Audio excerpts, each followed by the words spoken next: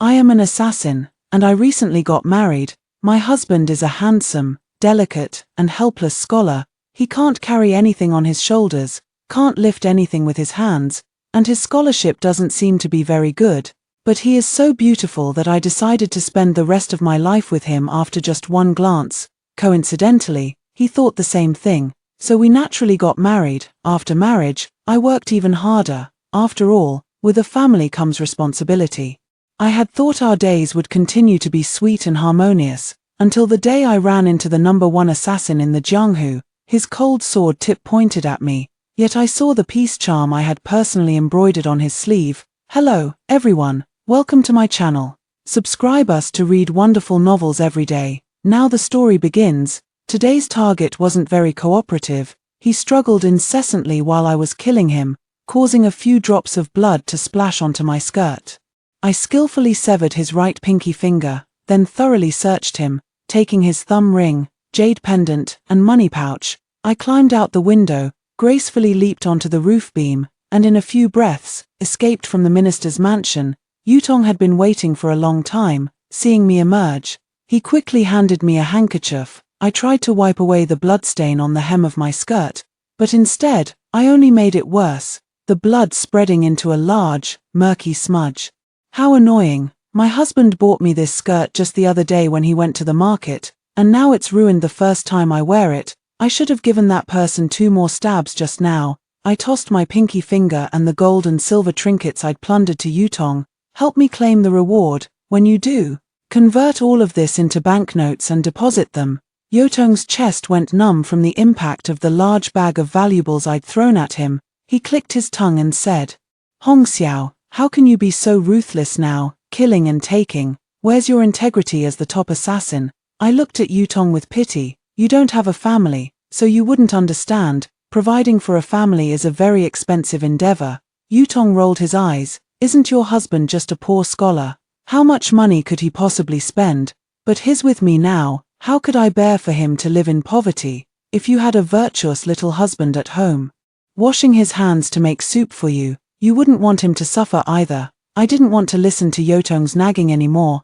I changed into a clean outfit, carefully wrapped the soiled clothes, and pushed the door open, but didn't leave. "Husband, I'm off work now." As I reached the alley entrance, I spotted my handsome young husband from afar, leaning against the doorway with a book casually in hand, occasionally glancing toward the alley's mouth. I initially wanted to hide and admire his longing gaze a while longer, but too many others shared the same idea. This single corner alone was packed with 17 or 18 young ladies. This was unbearable. Pushing through the crowd and ignoring the girls' complaints, I waved to my husband. "Darling, I'm home. Did you hear that? He's my husband. Taken. Everyone, please disperse." Shen Qinghuai's eyes lit up. He tossed aside his book and hurried towards me, embracing me. He rubbed his head against my neck, a hint of complaint in his voice.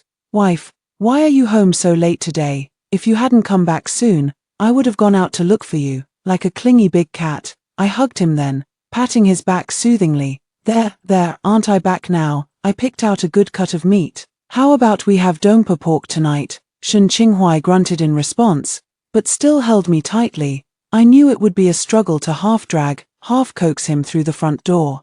After kicking the door shut, Shen Qinghuai held me even tighter. My palm rested on his muscular back, my chest pressed against his broad chest, and the fatigue from crouching on the beams of the minister's house for 2 hours instantly melted away. I kissed Shen Qinghuai and asked, "Husband, what have you been up to?" After I kissed Shen Qinghuai, he clung even tighter to me. The nuzzling against my neck had turned into light, almost punishing bites as he mumbled, "I helped Auntie Ju next door write a family letter, washed your clothes, and then waited all this time for you to come back." Look at him, my perfect little husband. My heart melted hearing this, and I whispered in his ear, "Did you miss me that much? Husband, I'm sorry. I'll come back earlier next time. Let me make it up to you properly today." "All right." Shen Qinghuai lifted his head, his damp eyes lighting up. "You said it yourself." He scooped me up, carrying me directly to the bedchamber. Naturally, I didn't get to eat the dongpa pork, but I was quite full nonetheless, sweaty. I lay embraced with Shen Qinghuai, too lazy to even lift a hand. Shen Qinghuai's anger hadn't completely subsided. he grumbled into my ear. If you come home a quarter of an hour late again, I'll do this one more time. Let's see if you can handle it. Such a clingy little thing. My heart fluttered, and I coaxed softly, my apologies. The pig I had to slaughter today was a bit troublesome. Next time, I'll be quicker. I promise not to make you wait so long. Oh, I forgot to mention, my public identity is that of a butcher. When business is slow, I sell pork at my shop in the south of the city. Today, when I had to go out for work, the excuse I gave Shen Qinghuai was that I'd landed a big job and had to go slaughter a pig at a farm outside the city. Every time I return from being out, Shen Qinghuai becomes especially clingy, insisting on my company for 2 or 3 days before allowing me to leave again. But I'm still a little sad. I wish my wife could be fused together with me, Shen Qinghuai whined, pressing closer. I stared at the swaying canopy above the bed, my coaxing words coming out in broken fragments between impacts. I began calculating in my heart. This bounty payment was substantial. Tomorrow I'll buy that rare book my delicate husband had his eye on. Get 2 bolts of cloud-patterned brocade for his new clothes, then properly accompany him shopping and paint a few calligraphy pieces together. That should be enough to cheer him up, right? Sigh. Since I'm the one who chose this delicate little husband, I might as well spoil him. Lost in thoughts of pampering my delicate little husband, I completely failed to notice Shen Qinghuai waving his palm. The oil lamp 3 steps away extinguished in an instant. Oh, right. I was so busy coaxing my delicate little husband that I forgot to introduce myself. I'm Liu He, codename Red Silk, the top assassin in the martial world. After making a name for myself in the martial arts world, I began to choose my targets. I would not kill unless they were truly evil, unless they committed arson, murder, or robbery, or unless they engaged in corruption and perverted justice. The upside of this approach was that I gained an excellent reputation among the common people. In the 23rd Annual Assassin of the Great Zhou Dynasty Awards, I was voted overwhelmingly into first place, becoming the nation's top assassin trainee. The downside was also clear. Most of my employers were victims, and generally not very wealthy. To balance my books, I ended up opening a butcher shop. Sigh. These days, being an assassin doesn't pay as well as butchering pigs. The day I met Shen Qinghuai, I was out making a delivery. He had set up a stall for writing letters in an alley in the east of the city. His faded, white robe was patched in 7 or 8 places, and he was so thin it looked like a gust of wind could blow him away. A few local thugs were harassing him, demanding protection money. His calligraphy brushes, ink, paper, and inkstones were scattered all over the ground, while Shen Qinghuai cowered on the floor, too afraid to fight back. How could I tolerate this? I stepped forward, kicked the thugs away with 2 swift strikes, and reached out to pull Shen Qinghuai up from the ground. When I saw Shen Qinghuai's face, I froze for a moment. I've seen my fair share of the world, but his beauty was so striking that I couldn't tear my eyes away. Oh my, what a delicate little flower, swaying precariously in the wind and rain. And so, Madame Hongxiao, who always did good deeds without seeking recognition, for the first time actively introduced herself. My name is Liu He, and I run a butcher shop in Fuel Alley. Next time someone bullies you again, just come find me, and I'll take care of them for you. Afraid that the little delicate flower would be too shy to bother me, I repeatedly emphasized, you absolutely must come find me. I had planned to wait 2 or 3 days, and if the little delicate flower didn't come to me, I would go and pretend to run into her under the guise of beating up some ruffians. Unexpectedly, early the next morning, Aunt Zhong, the matchmaker famous far and wide, knocked on my door. Madam Liu, do you want a husband or not? Both Shen Qinghuai and I were orphans, so we didn't bother with formalities. We just cut 2 feet of red cloth to make wedding clothes, invited the neighbors for a meal, and that counted as getting married.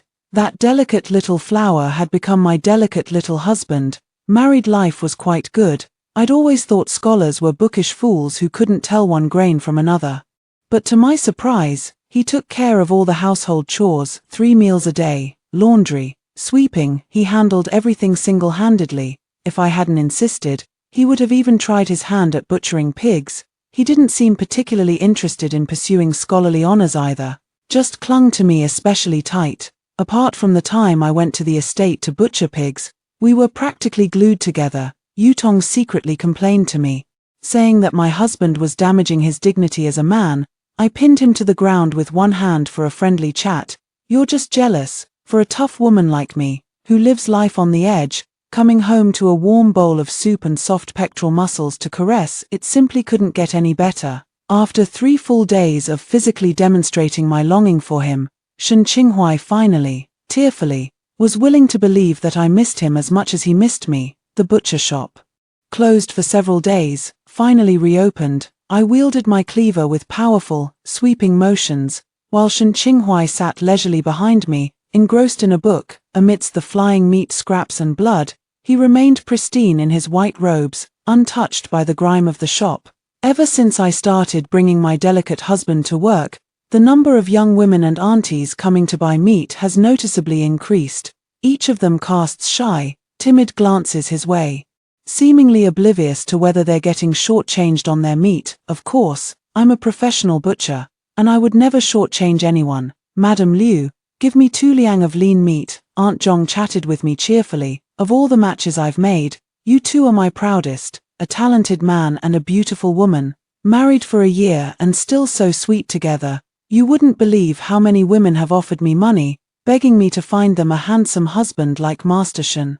You two are practically my living advertisement. She truly lived up to her reputation as a golden matchmaker. Her words made my heart swell with joy, and my hand slipped, cutting an extra liang of meat for her. As she left, I even gave her a bag of pig offal, FMH, smooth talker. After Aunt Zhong had walked away, Yu Tong, who had a stall selling pastries next to mine, snorted coldly. This is called telling it like it is. I waved my knife at Yu Tong. Also, eat less. You've barely sold any pastries this morning. Most of them ended up in your stomach. Can't you see the girl making the pastries behind us glaring holes through you? Doesn't matter. I'm a lone wolf. Making money isn't that important. Yu Tong stuffed another mung bean cake into his mouth and casually handed me 2. Try these. Xiao Dao just made them, especially fragrant. He opened this pastry shop just to satisfy his cravings anyway. Is that so? I skeptically reached out my hand. But before I could take the pastry, Shen Qinghuai grasped it. No need to trouble shopkeeper Niu. If my wife wants pastries, I'll make them for her. Yu Tong bristled with anger. You're the one who's shopkeeper Niu. Your whole family is named Niu. I told you my surname is Tong. Shen Qinghuai had never liked Yu Tong. So when he heard me call Yu Tong a Niu, he started calling him shopkeeper Niu. My hands are dirty. Shen Qinghuai held them tightly. I struggled twice but couldn't pull away.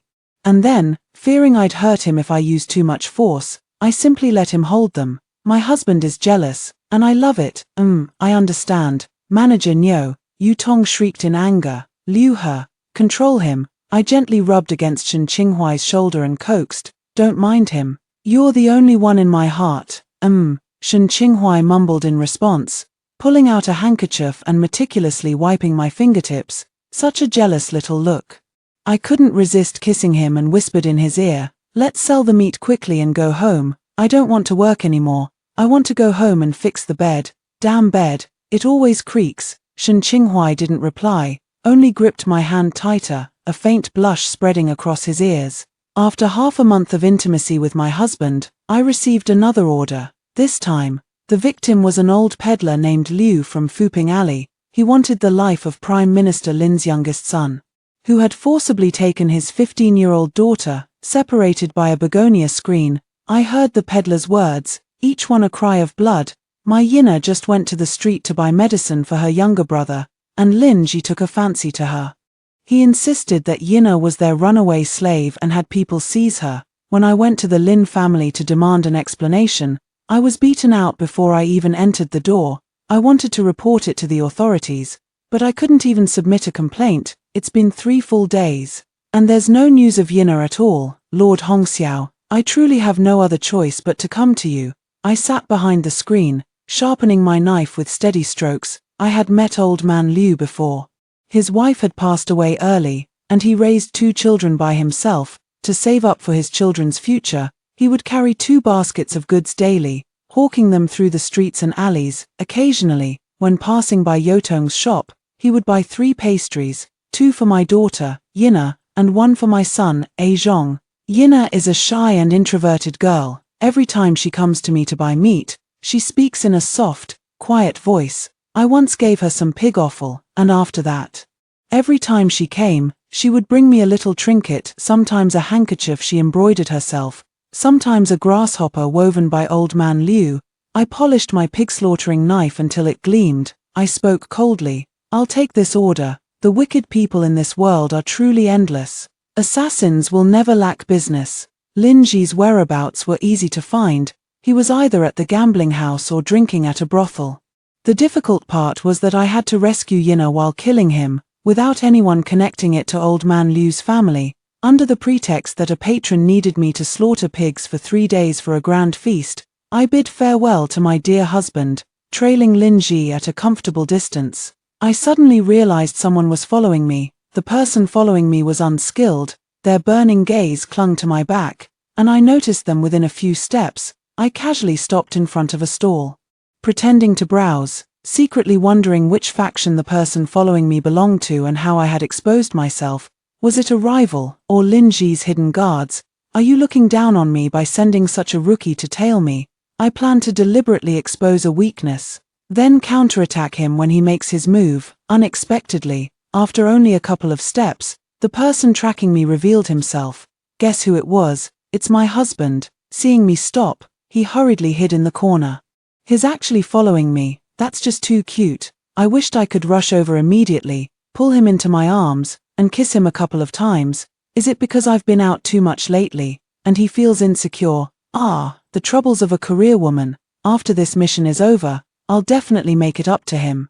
I stopped following Lin Ji and turned into a clothing store, throwing my money bag onto the table and deliberately raising my voice. Shopkeeper, please bring out your best men's clothing for me. The heavy money bag landed on the counter, and the shopkeeper excitedly rubbed his hands. All right, madam, are you buying this for your husband? Do you have a preferred style? Yes, I'm buying it for my husband. I've been busy lately, so I'm buying him a gift to cheer him up.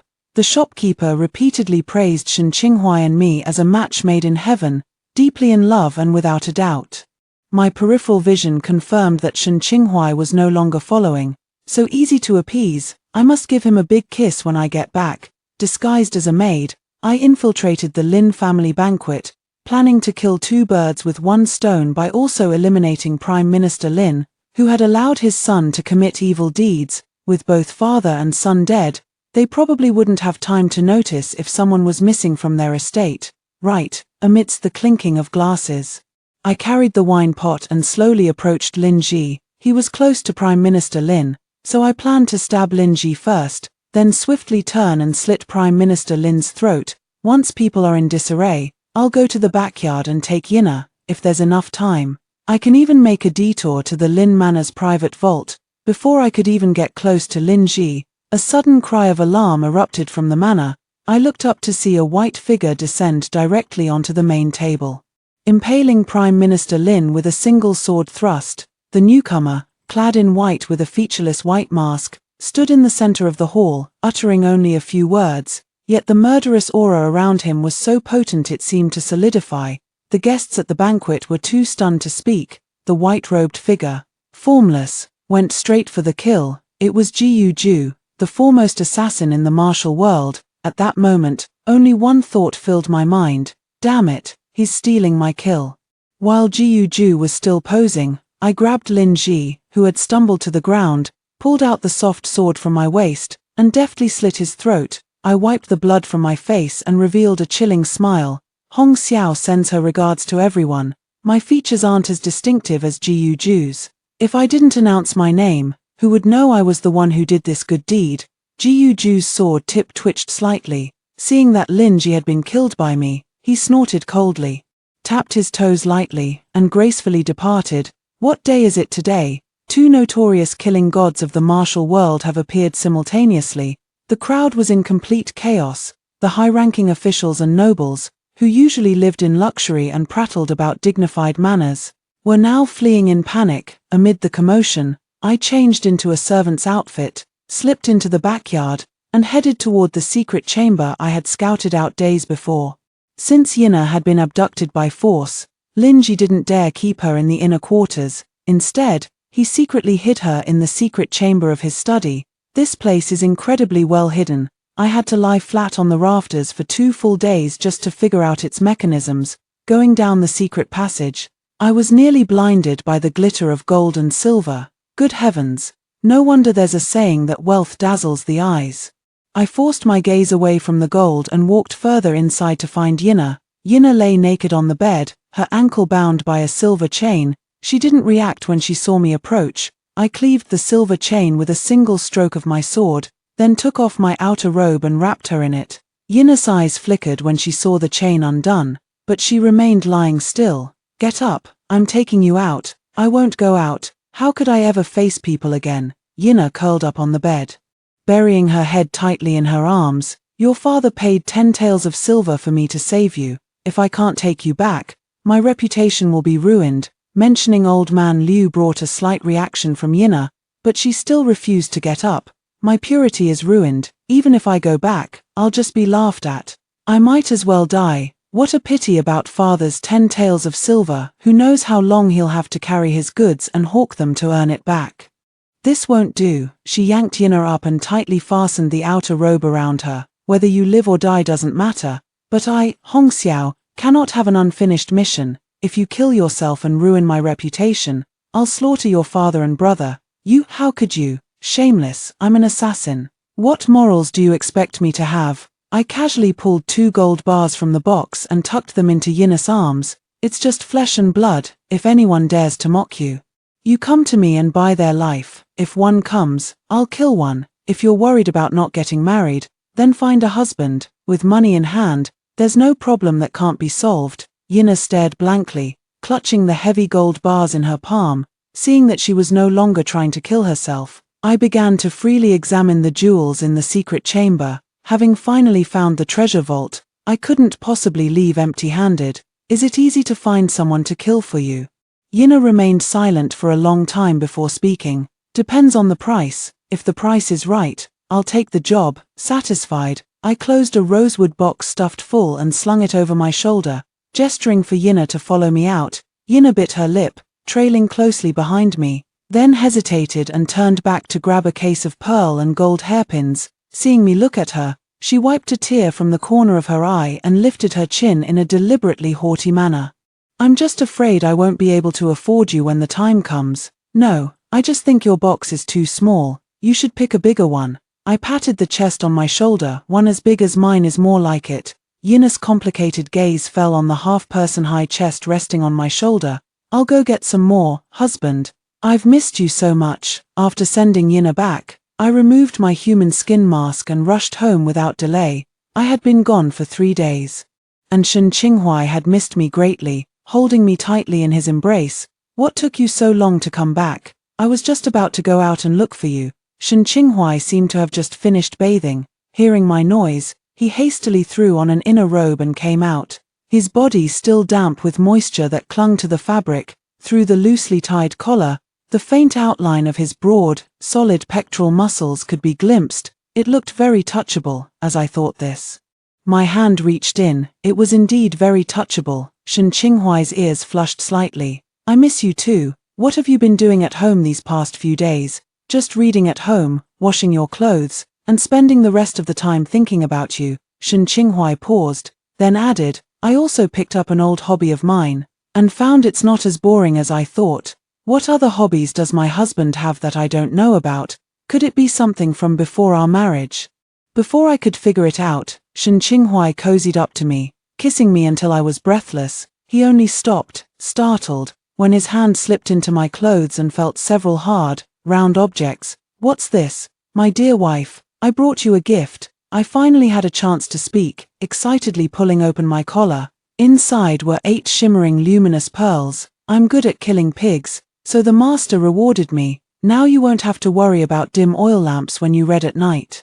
I left all the other gold and silver treasures for Yutong to handle, but the gift I prepared for Shen Qinghuai was carefully tucked into my bosom. I had long wanted to install luminous pearls at home, fearing Shen Qinghuai might strain his eyes while reading at night, but as a butcher, I naturally couldn't afford them under normal circumstances. After agonizing over it for months, I finally came up with this excuse. Shen Qinghuai was indeed delighted, his eyes sparkling as he exclaimed, Wife, you're amazing. However, Shen Qinghuai didn't study that night. The luminous pearls illuminated the bed curtains, and he chuckled hoarsely. It really is very bright. No wonder they say scholars know how to have fun. Another month with no business. We've gone 3 months without a single job. Yutong angrily stuffed 3 horsehoof cakes into her mouth. Guzhou shares equal fame with me in the martial world, though mine is a reputation for beauty, while his is one for terror. Unlike my covert assassinations, where I disguise myself and kill without a trace, Guzhou specializes in the bold approach, charging straight into enemy lines to behead generals. The number of times he's stormed banquets and run his sword through someone's heart must be at least 80, if not 100, and he doesn't discriminate as long as the price is right. He'll kill anyone. His mission success rate, a perfect 100%, in the martial world. His name alone could silence crying children. Yet a year ago, word spread that he killed the master of the Suijin Tower and retired from the Jianghu, vanishing without a trace for nearly a year. Yutong sighed heavily. Who knows what screw came loose in his head? Before, he wouldn't take jobs even for 1,000 pieces of gold. Now when no one's hiring him, he's killing with wild abandon. The returning lone boat has completely changed his ways, specifically targeting bullies who oppress men and women, putting on a righteous front of punishing evil and promoting good, as if trying to whitewash his past. Yutong's eyes lit up, and he asked me, "Do you think he's copying your character design?" Seeing me slumped in my chair, looking utterly lifeless, he threw a pastry at me. Exasperated, I caught the pastry, took a tearful bite, and mumbled incoherently, "No. My husband seems to be hiding something from me. Boo hoo hoo hoo hoo. Shen Qinghuai has been acting very strange lately, extremely strange. Usually, when I go out on missions, he always clings to me for a long time, sticking to me tightly until the very last second before I leave. Recently, Jiu Ju has been acting strange. I haven't had any missions, and I thought I'd spend some quality time with him. But he actually sneaks out in the middle of the night while I'm asleep." I turned my grief and indignation into appetite, devouring 3 large plates of pastries. This has happened several times already. I wake up in the middle of the night to find the spot beside me empty. When I ask him where he went, he says he went to change clothes, but judging by how cold the bed beside me is, he must have been out for at least half an hour. Has it only been a year since we married, and he's already grown tired of me? But that can't be right. Just yesterday he was all over me, passionately repairing the bed with great enthusiasm. That kind of fervor doesn't seem like the behavior of someone who's tired of me. Didn't you follow him to see? Yutong frowned. Given Hong Xiao's usual alertness, she should have noticed Shen Qinghuai's movements the moment he made them. When I brought this up, I felt a little embarrassed. Well, I was just too tired, so I fell asleep. I don't know why Shen Qinghuai, a frail scholar, has more energy than I do. Yutong, I'll fight you dog couples to the death. So when he came back, you didn't question him a bit? I covered my face and whimpered. I originally wanted to question him, but every time he came back, he was so excited that I really didn't have time to ask. During the day, I remembered the topic twice, and then, well, that was also a different kind of fun, so I didn't suspect he had found someone else. I just felt he must be hiding some secret. Yutong, he shouldn't have asked. I've always said scholars are no good. Look at his pretty boy face. It's just that he's not good at studying. Otherwise, if he really passed the imperial examination, he'd definitely abandon you. His old wife. Don't talk nonsense. My husband, he won't pass the exam. Woo woo. With Shen Qinghuai's half-hearted attitude towards studying, only I can't bear to discourage him. Then tell me, if he really strays, what will you do? Could you bring yourself to kill him? According to Yutong's view, the world is full of fickle men and rosy-cheeked scholars aplenty. If this one doesn't work out, I'll kill him and get another. Judging people might be inaccurate, but killing is my old trade. The thought of my delicate, frail little husband throwing himself into someone else's arms fills me with unbearable heartache. If he really dares to find someone else, I crushed a teacup with a snap. Chain him up at home. Last time when I saved Yina, I noticed that delicate golden chain tied around my husband's ankle. It must feel incredibly tantalizing. Though I pretend to be warm and cheerful, I can also be quite the dark one. Tears of weakness are streaming from the corner of my mouth. A chill ran down Yotong's spine, and she offered a different kind of comfort. Maybe he just genuinely dislikes that you're out of money. After all, it's been a long time since you've had any business. She was frustrated in love, so she had to pick herself up in her career. If things continued like this, Ji Ju's reputation would surely overshadow hers. Then how could he happily eat his cake? Ji Ju is my bane. He used to steal my business, causing my path to the top to be fraught with setbacks. Now he's copying my persona, leaving me idle and indirectly affecting my relationship with my husband. I am sworn enemies with Lone Boat. I've got a brilliant idea, I said to Yutong, sharing my grand plan while dressed in night clothes and perched on the rafters of King Chu's room. Lone Boat has recently been killing people in a purely sacrificial way, leaving right after the deed. I can totally loot during the chaos. This work was done by Ji Ju, so the blame falls on Ji Ju, but the benefits are ours. Now we don't need to lie low or disguise ourselves. It's a business with no capital and infinite profit. Yutong twitched the corner of his mouth. Where's your integrity as the #1 assassin in the Jianghu? I waved my hand dismissively. How can integrity be more important than money? I'm a married woman now, and earning money to support my husband is my top priority. How did you know Guizhou would be here today? Because he's practically slaughtered his way through the capital. Only Prince Chu is left. Being stubborn, I sighed. Although I despise Guizhou's character, I have to admire his professional competence. Comrade Guizhou single-handedly enabled the citizens of the capital to be the first to enjoy an ideal life where no one picks up lost items on the road and doors remain unbolted at night. If it weren't for our competitive relationship, I'd even want to present Comrade Guizhou with an honorary banner. Wait patiently. Judging by previous experiences, he'll probably wait until late night to make his move.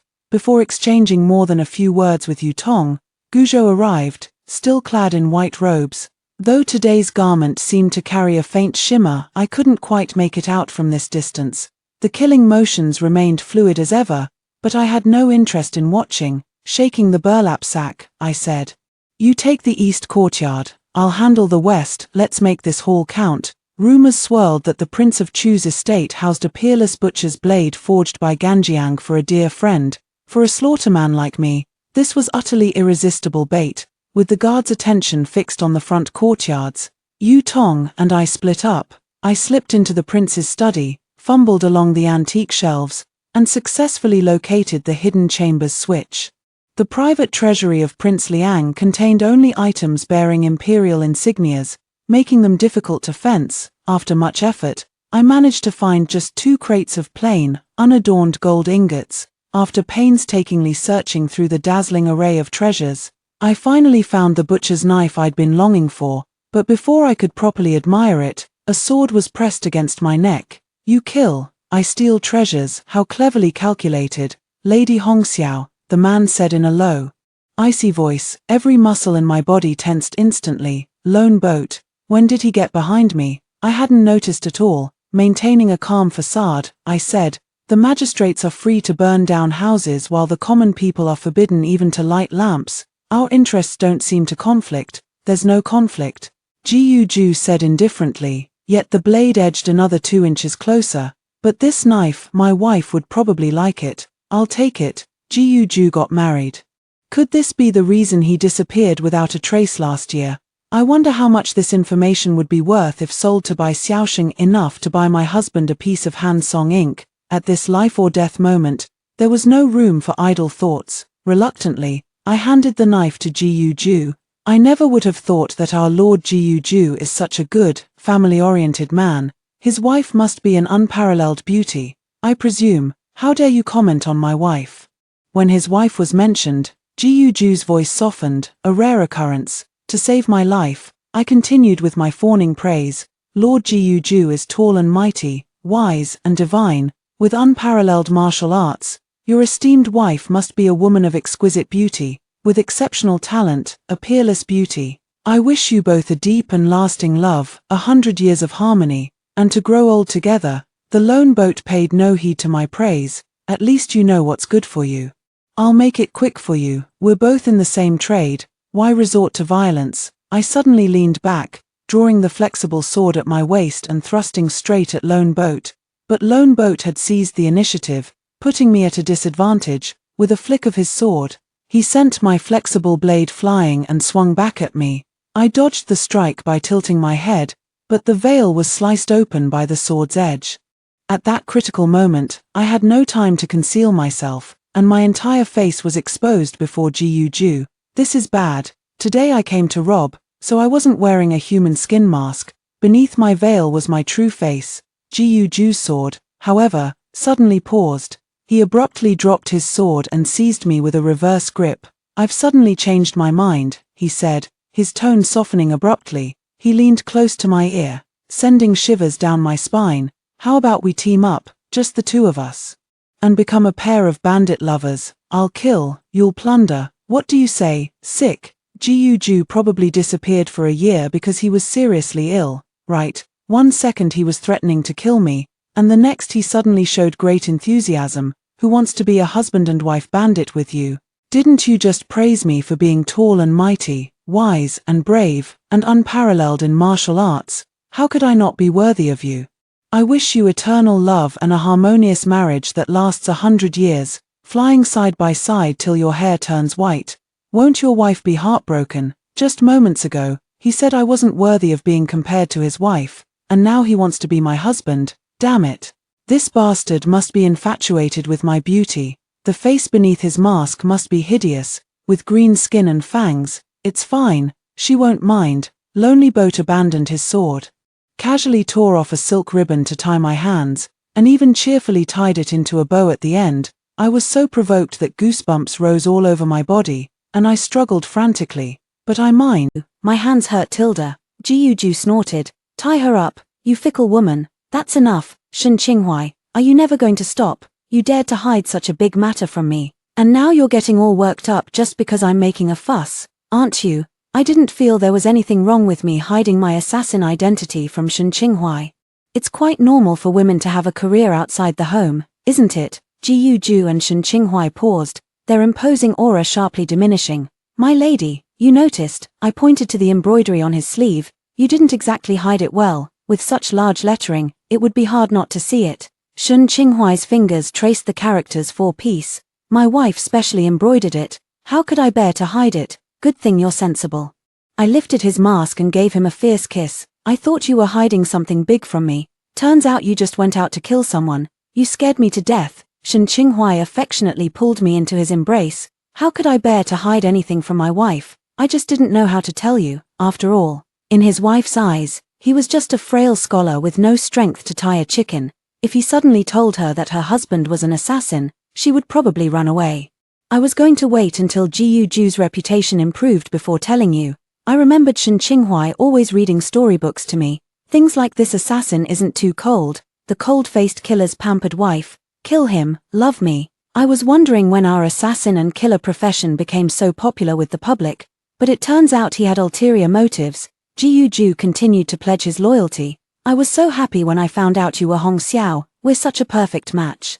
I've already planned it all out. You'll handle the killing, I'll handle the burying. Once we've earned enough money, we'll travel the world. When we have children, I'll teach them swordsmanship, and you can teach them disguise. Then, we'll pass on the titles of #1 killer and #1 assassin to them. Are those even good reputations? Is it really necessary to pass them down? However, seeing my husband's hopeful plans for our future, my heart couldn't help but melt into a spring puddle. Yutong also uses poison. We can teach him that too. With Ju helping out, it was much easier for me to collect the colorful gems. In the time it takes for 1 stick of incense to burn, I had filled 2 large chests. Shen Qinghuai carried 1 chest on his left shoulder, 1 on his right, and a large sack on his back. I leisurely played with my newly acquired pig-slaughtering knife.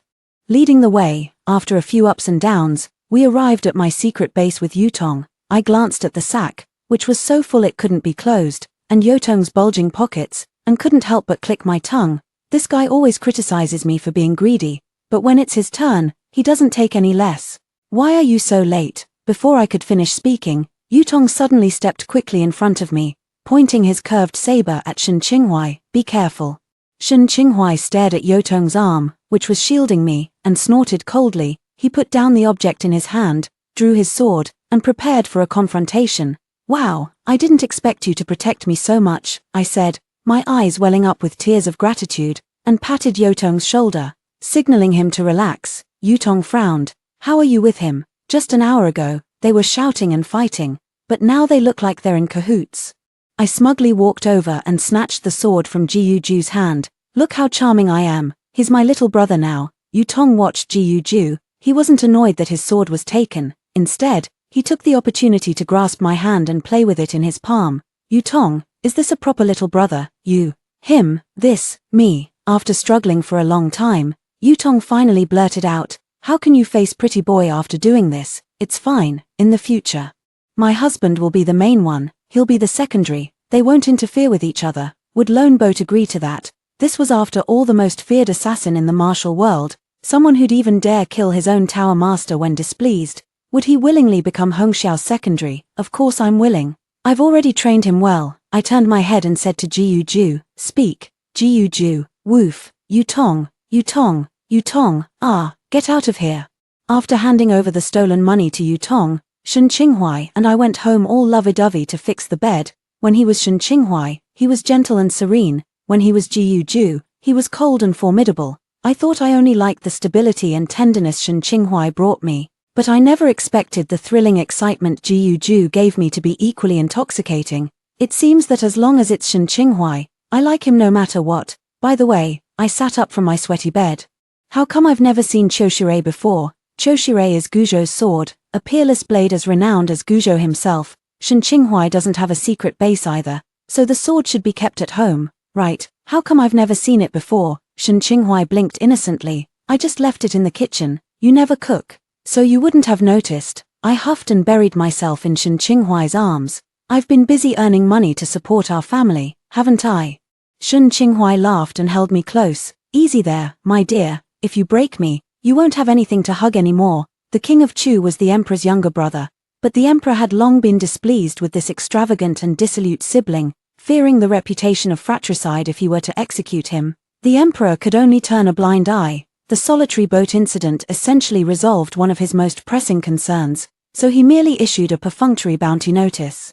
And even the search was conducted half-heartedly. Nevertheless, Shen Qinghuai and I decided to leave the capital. Shen Qinghuai indulged me in everything, though he was somewhat reluctant to part with the dried meat shop I had painstakingly built from scratch. I brandished the pig-slaughtering knife in my hand and coaxed softly. With the knife in hand, what pig can't be slaughtered? Many years later, Shen Qinghuai still remembered that day. The sunlight shone brightly on his wife, who was dressed in a fiery red gown. She tucked the pig-slaughtering knife into her waist and said, now that all the villains in the capital have been dealt with, why don't we go out and see the world? He heard his reply, all right.